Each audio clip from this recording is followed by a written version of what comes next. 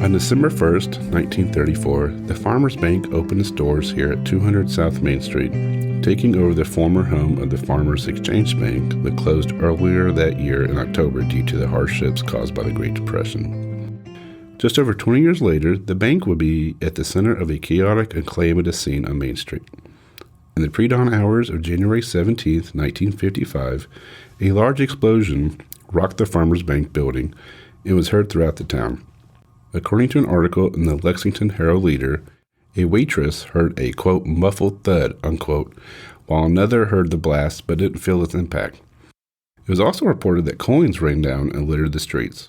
Investigation that brought in the FBI found that the explosion severely crippled the building, pushing back the walls out 2 to 4 feet and causing some of the ceiling and roof to collapse, all in an attempt to gain access to the vault, which contained approximately $70,000.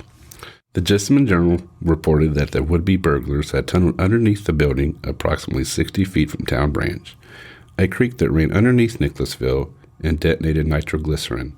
They had drilled through a 4-layer brick wall and a 1/4-inch steel wall. All but $1,000 was recovered. The investigation unearthed no suspects or anyone connected to the blast. A Nicholasville police officer quipped to a reporter, quote, "We don't know who did it, but it was either an inside job or an outside job," unquote.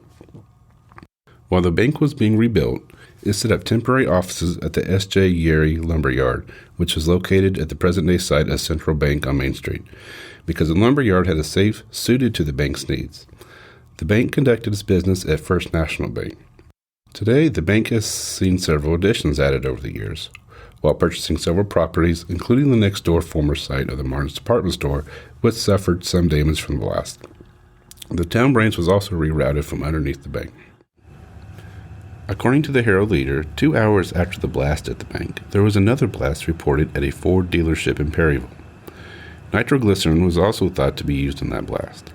A cash box was later recovered from the side of the road, but no connection was ever made to the Farmers Bank explosion. Thanks for listening to this preview of the Nicholasville History Walk.